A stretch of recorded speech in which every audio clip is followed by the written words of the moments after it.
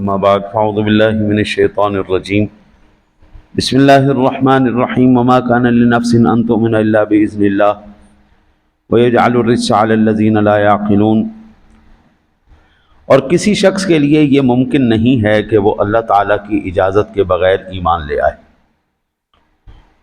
اور جو لوگ بے عقل ہیں ان پر وہ کفر کی نجاست ڈال دیتا ہے۔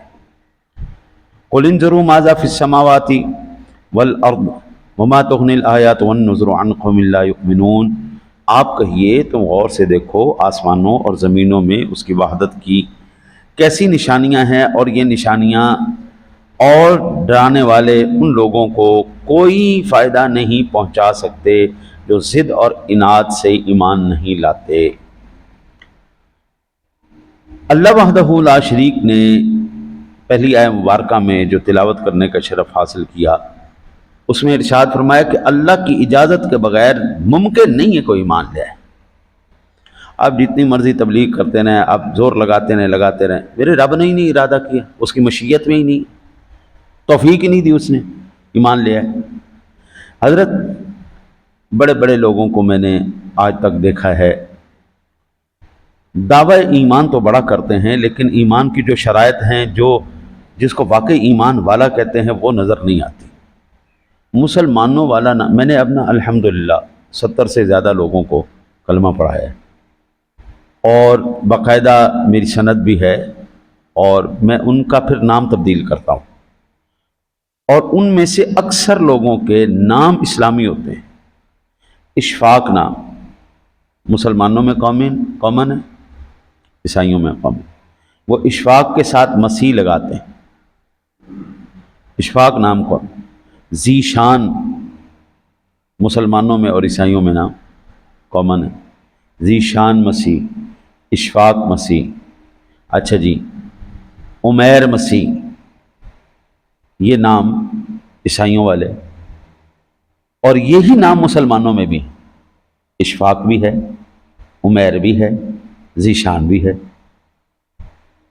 تو اب نام سے تو نہیں فرق پڑتا نا جی، نام عیسائیوں والا بھی ہو یا مسلمانوں کا نام، لیکن وہ چیز ہی نہ ہو جو میرا اللہ چاہتا ہے۔ اللہ اب اس آیہ مبارکہ میں ارشاد فرمایا کہ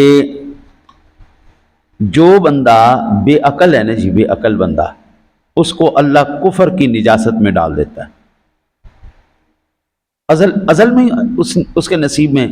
بلکہ مسلم شریف کی حدیث پاک مجھے یاد آ گئی، نبی اکرم صلی اللہ علیہ وسلم کا فرمان عالی شان ہے، انسان ساری زندگی نیکوں والے کام کرتا ہے، کرتا کرتا کرتا کرتا اتنی نیکی کرتا ہے حتیٰ کہ اس کے اور جنت کے درمیان صرف ایک بالشت، ایک گٹھ کا فاصلہ رہے۔ تقدیر غالب آتی ہے، وہ بندہ بے ایمان ہو کے مرتا ہے، سیدھا جہنم میں جاتا ہے۔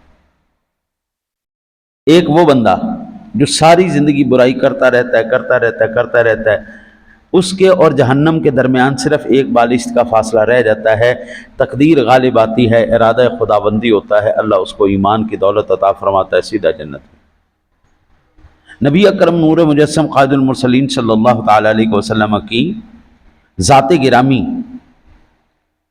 جب جنگ میں تشریف لے جاتے سپہ سالار بن کر، کئی مرتبہ ایسا واقعہ پیش آیا، کفار کی فوج میں سے ایک شخص آتا جو کافر ہوتا، ساری زندگی اس نے کفر کیا، اسلام کے خلاف لڑا، اللہ کے ساتھ شریک ٹھہرائے، ادھر آیا، کوئی نماز نہیں، کوئی روزہ نہیں، کوئی حج نہیں، کوئی زکوٰۃ نہیں، کوئی نیکی نہیں، حضور سرور دو عالم صلی اللہ علیہ وسلم کے ہاتھ میں مسلمان ہوا، میدان جہاد میں لڑا، وہیں پہ شہید ہو گیا، اور سیدھا کدھر گیا؟ جنت میں گیا۔ ساری زندگی کون سی گزری اس کی؟ مشرکانہ زندگی گزری، خاتمہ کہاں پہ ہوا؟ ایمان پہ ہوا۔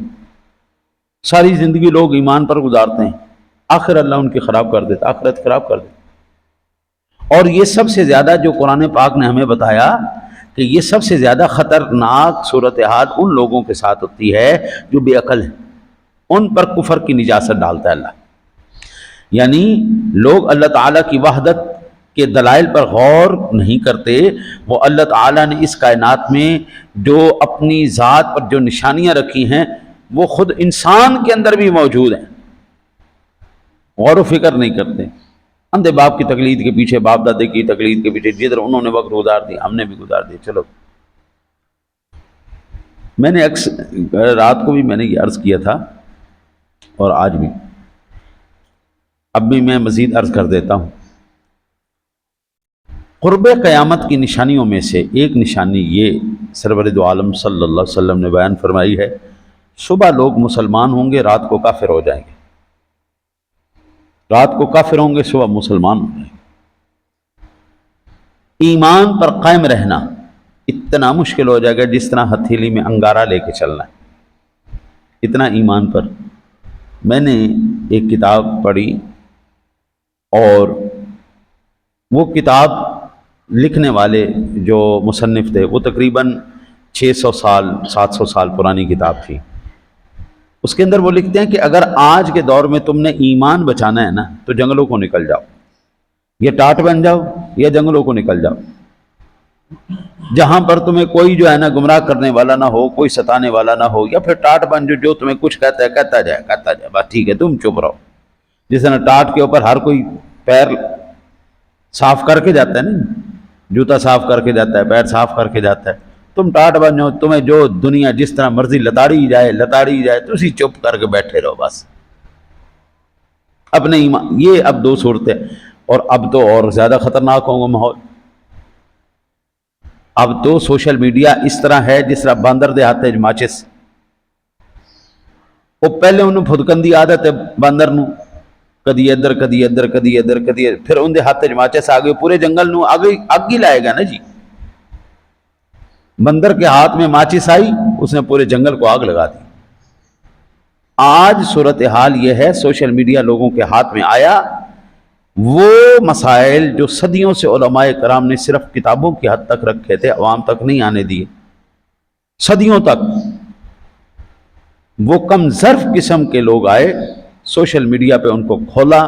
اب یہ جو جتنا آج اماں جی عائشہ صدیقہ طیبہ طاہرہ پر تان کیا جا رہا ہے، سیدنا امیر معاویہ پر تان کیا جا رہا ہے، صحابہ کرام حضرت علی المرتضیٰ شیر خدا رضی اللہ تعالیٰ عنہ کی ان کے ساتھ جنگ دکھائی جا رہی ہے، دشمنیاں دکھائی جا رہی ہیں، جو یہ سارے آج تک علماء نے سامنے آنے دیے؟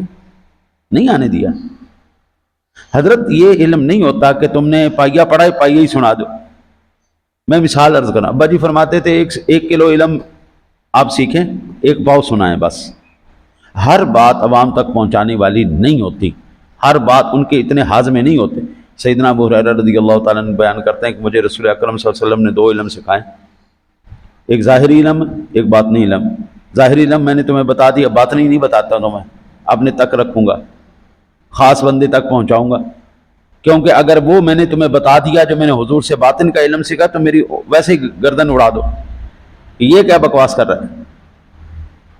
تمہیں نہیں، کم ظرف لوگوں تک علم کا وہ حصہ جو انتہائی حساس علم ہوتا ہے اس کو پہنچانا بڑا خطرناک صورتحال ہو جاتی ہے۔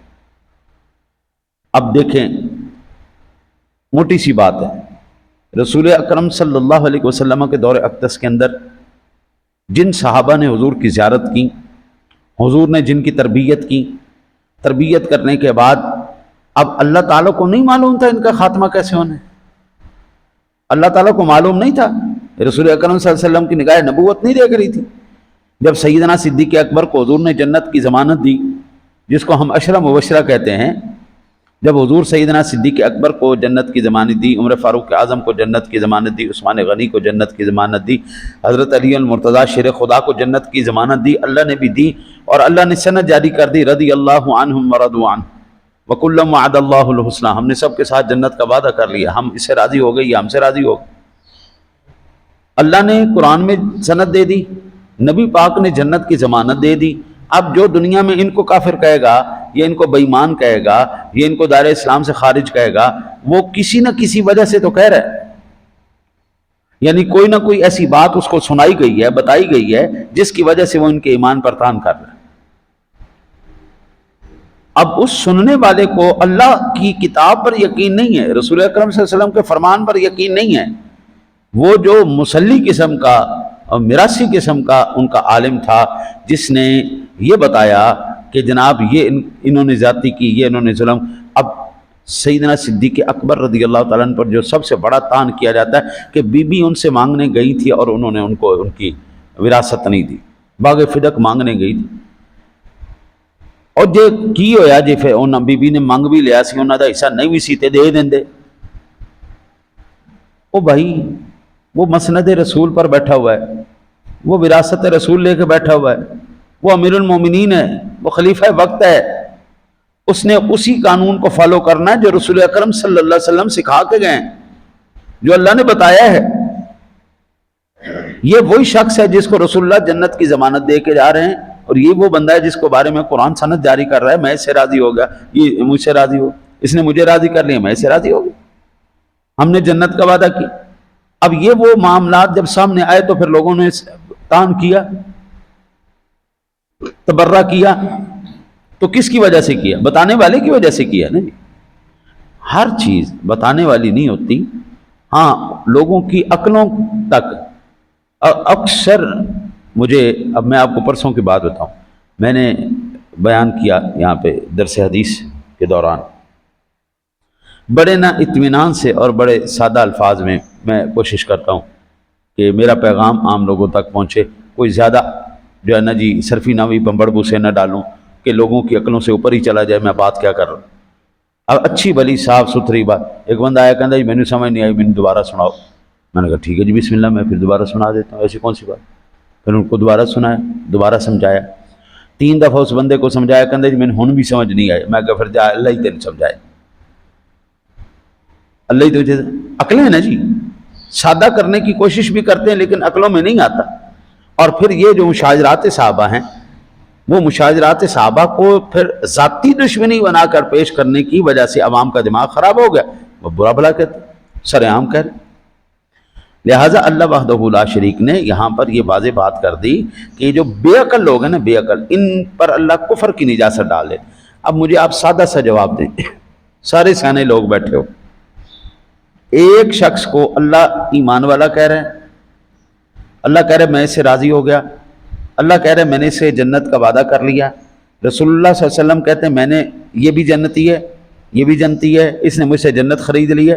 سیدنا عثمان غنی رضی اللہ تعالیٰ عنہ نے 2 مرتبہ حضور سے جنت خریدی، 2 مرتبہ. جس نے رسول اللہ صلی اللہ علیہ وسلم سے جنت خرید کر لی. اب ایمان سے بتائیے گا، اللہ رسول تو ان کے ایمان کی گواہی دے رہے ہیں، جنت کی گواہی دے رہے ہیں، تو آج کا کوئی اگر ان کے خلاف بکواس کرے یا ان کو کافر کہے تو ایمان سے بتانا، ان کی شان میں کوئی فرق آئے گا؟ لیکن جو ان کو کافر کہے گا وہ مسلمان رہے گا، بات ختم ہو. یہ جاہل لوگ ہیں، ان لوگوں کے واللہ باللہ پتہ نہیں کیسے لوگوں کے ان کے علماء ہیں، بنگی، چرسی، شرابی، زانی، جواری. پھر ظاہری بات ہے ایسے گندے لوگ، بے عقل لوگ یہ قرآن نہیں پڑھنا جانتے. قرآن کی ایک آیت بھی ان کو پڑھنے کے لیے دے دی جائے نا صحیح سے، آپ قرآن کی آیات سنائیں، حضرت نہیں سنا پائیں گے. میں اللہ سے ڈر کے میں بات کرتا ہوں، میں خود سبق کا قاری ہوں. ہم جب ٹیسٹ لیتے ہیں نا جی، بے شمار مدارس میں جا کے میں نے ٹیسٹ لیا، میرے لیے کوئی لمبی چوڑی تلاوت کرنے کی ضرورت نہیں ہوتی. آپ میرے سامنے اعوذ باللہ اور بسم اللہ پڑھ لیں، میں آپ کو بتا دوں گا آپ کتنے پانی میں. تعوذ اور تسمیہ، صرف یہ 2 چیزیں میرے سامنے کوئی شخص پڑھ دے، میں آپ کو بتا دوں گا آپ کتنے پانی میں. جس شخص کو اعوذ باللہ اور بسم اللہ نہ آئے، تعوذ اور تسمیہ نہ آئے، وہ جناب وقت کا جناب مفکر اسلام بن کر تان کرے سیدنا صدیق اکبر پر، عمر فاروق اعظم پر، عثمان غنی پر، یا سیدنا امیر معاویہ پر، ان شخصیات کے اوپر کوئی تان کرے. اللہ کی قسم ان کی شان میں کوئی فرق نہیں پڑنا. صحبت رسول نے ان کے سارے گناہوں کو ختم کر دیا.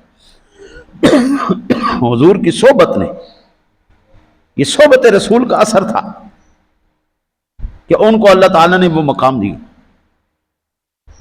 اور آج پتہ نہیں کون سی قوم ہے، کون سی ذات ہے، اور پنجابی کہندے نے ذات دی کوڑ کرلی چھتیرن جپے. واہ بھائی واہ، کیا بات ہے، تم کس کے ایمان پر تان کر. اور پھر بڑے سیاست دان، سائنس دان بن کے نا جی تھلے والی قوم بھی وہ بڑا تو چبل مار ہی رہا ہے، وہ تھلے والی سائنسدان بھی بیٹھے ہوں پھل چھوڑو جی وہ فلانا ایسی جی فلانا ایسی جی انہیں انج کر دیتا انہوں انج ایسی نہیں کہندے۔ میں کہتا ہوں صرف اور صرف مجھے یہ بتائیں اس کائنات عالم میں کون سا عمل ہے جو صحبت رسول کا ثانی ہو؟ جس نے رسول اکرم صلی اللہ علیہ وسلم کو زندگی میں ایک مرتبہ صرف ایمان کی حالت میں دیکھا ہو اور ایمان پر اس کی موت ہوئی ہو، کون سا ایسا عمل ہے جو اس کا مقابلہ کر سکتا ہے؟ اب 10 سال چلے کرنے کے بعد بن جائیں گے؟ وہ بندہ صحابی کہلاتا ہے۔ 50 سال چلے کر لو، 50 سال قرآن پڑھتے رہو، 50 سال حدیث پڑھتے رہو، او بھائی تم صوفی کہلا سکتے ہو، تم قاری کہلا سکتے ہو، تم عالم کہلا سکتے ہو، تم غوث کہلا سکتے ہو، تم کلندر کہلا سکتے ہو، تم ولی کہلا سکتے ہو، اللہ کی قسم صحابی نہیں کہلا سکتے۔ صحابی ہے۔ صحبت رسول نے اس پر اتنا کمال کر دیا ہے، اتنا کمال کر دیا ہے کہ اب کائنات میں کوئی عمل اس کے برابر نہیں ہو سکتا۔ اور پھر یہ اب اگر اس کو کہا جائے کہ آج کا مصلی، آج کا میراثی ان کی ہستیوں کے اوپر تان کرے، میں کہتا ہوں یہ وہی اللہ ارشاد فرماتا ہے ایسے جو بے عقل لوگ ہیں ان پر اللہ کفر کی نجاست ڈال دیتا ہے۔ وہ ان کو برا کہہ رہے ہیں، ان کو برا نہیں کہہ رہے۔ آئے ہائے ہائے کیا بات! مولانا روم کی ایک بات مجھے یاد آ گئی، مسلم شریف میں نے پڑھی، وہ کسی اور نہ جی تھا اس میں منظر میں چل رہا تھا، وہ کہنے لگا ایک بندہ گیا جی آئینے کی دکان پر، آئینے کی دکان پر آئینہ خریدنے کے لیے گیا۔ اس نے نہ جی آئینہ اٹھایا، آئینہ اٹھا کے اس پر کپڑا مارا اور اس بندے کو دیا، یہ دیکھو جی آئینہ دیکھیں۔ وہ دیکھ رہا ہے کہتا ہے یار مجھے کوئی نظر نہیں آ رہا، نظر نہیں آیا۔ میں نے کہا اچھا دکھاؤ ذرا مجھے آئینہ دکھاؤ۔ اس نے پھر پکڑا، پھر اچھی طرح صاف کیا، پھر صاف کر کے اس نے دیا، اور پھر وہ دیکھتا رہا کہتا ہے یار مجھے ابھی بھی نظر نہیں آ رہا۔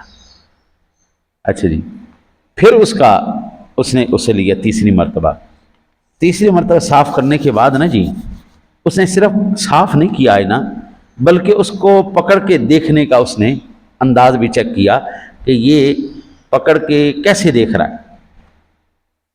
جب آئینہ دینے والے نے دیکھا نا جی کہ یہ آئینہ سیدھا نہیں الٹا استعمال کر رہا ہے، آئینہ سیدھا نہیں الٹا استعمال کر رہا ہے، اس نے کہا اللہ کے بندے تجھے نظر کیسے آئے گا؟ تو آئینہ ہی الٹا پکڑ کے بیٹھا ہے، آئینے کو سیدھا تو کر، آئینے کو اپنے چہرے کے سامنے لا، پھر اس میں دیکھ شکل، پھر تجھے پتا چلے گا کہ آئینے میں کیا نظر آ رہا ہے۔ بیانی ہی صورتحال یہ ہو چکی ہے۔ قرآن و حدیث سب کے پاس ہے، ان کو پڑھنے کا انداز ہی الٹا ہے، سمجھ ہی الٹی آ چکی۔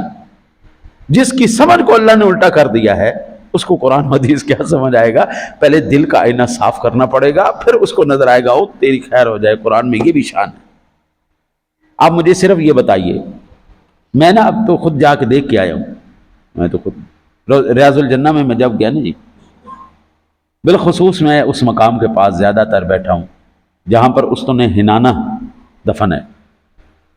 استن ہنانہ کیا ہے؟ وہ کھجور کا تنا تھا جس پر حضور سرور دو عالم صلی اللہ علیہ وسلم ہاتھ رکھ کے نا جی آپ خطبہ ارشاد فرماتے تھے۔ وہ آج بھی محراب النبی صلی اللہ علیہ وسلم وہاں پہ موجود ہے اور وہ اس کے نیچے دفن ہے۔ وہ استن ہنانہ اس وقت دنیا کے کسی بھی درخت کے برابر ہے؟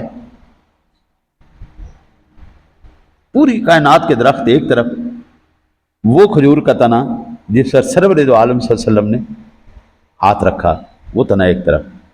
ایمان سے بتاؤ، صحابہ کرام جب بھی حضور کی بارگاہ میں جاتے تھے حضور کے ہاتھ پکڑتے، چومتے، بخاری شریف کی بے شمار جو ہے حضور معانقہ بھی فرماتے، گلے بھی لگاتے۔ ہم حضور کے جسم انور پر جو قمیض شریف ہے، جو آپ کے قدمان مبارک میں نالین شریف ہے، جو آپ کے ہاتھ کے ساتھ مس ہو گیا، ہم اللہ کی قسم اس جیسا کسی کو نہیں سمجھتے۔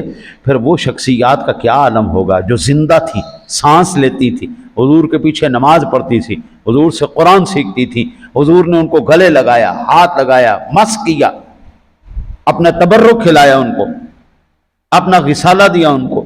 سارا کچھ حضور نبی اکرم صلی اللہ علیہ وسلم نے دیا، میں اس کو کسی کائنات کے اور شخص کے برابر سمجھ لوں؟ نہیں ہو سکتا۔ حضور کے سارے صحابہ، سارے حضور کے غلام جنتی ہیں، اور یہ میرا دعویٰ نہیں، قرآن کا دعویٰ ہے۔ آپ مجھ سے یہ مطالبہ آپ ضرور کر سکتے ہیں کہ یہ جو بات آپ نے کی ہے کہ حضور کے سارے صحابہ جنتی ہیں، آپ ہمیں یہ بات دکھا دیں۔ یہ آپ کا مطالبہ بالکل جائز ہے کہ آپ نے یہ بات کی، آپ اس کا حوالہ ہمیں دے دیں، میں آپ کے لیے دیں۔ لیکن آپ یہ کہیں جی نہیں آپ منوائیں، میں منوانے کے لیے نہیں آیا، میں بتانے کے لیے آیا ہوں۔ میں بتا سکتا ہوں، باقی وہ ہے ذات، اس کی شان کا، وہ خود ہی منوا لے گی۔ کل قیامت والے دن اللہ کی قسم صحابہ کرام جب حضور کے ساتھ بیٹھے ہوں گے نا، اور یہ سارے اعتراض کرنے والے وہ دیکھتے ہی رہ جائیں گے، وہ ستاروں کی طرح چمکتے رہیں گے، اور ان کی شانیں اللہ نے جو ان کو دی ہیں، سبحان اللہ۔ اللہ سے دعا ہے اللہ اپنے حبیب کا صدقہ ہمیں قرآن سمجھ کر اس پر عمل کی توفیق نصیب فرمائے۔